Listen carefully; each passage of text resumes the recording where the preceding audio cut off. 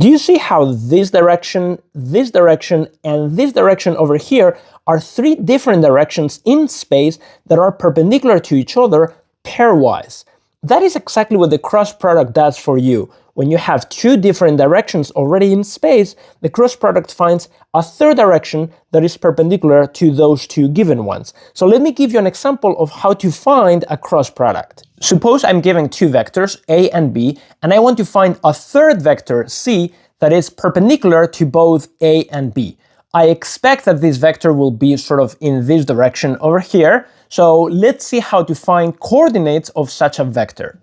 To find C, we use the cross product of A and B, which is given by this determinant with these coefficients, where I, J, and K are the standard basis vectors. Then we can compute the determinant using the expansion along the first row, and remember that is some sum of I minus J plus K times determinants, and those are the determinants you get when you cancel the first row and the appropriate column. For example, the first one is what happens when I cancel the first row and the first column, so I get the determinant of 0 minus 1, 1, 1.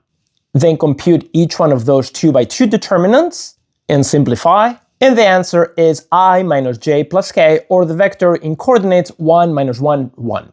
I can check that this solution is right in two different ways. First of all, C has to be perpendicular to A and B, so the dot product of A and C has to be 0, and the dot product of B and C has to be 0, and they are.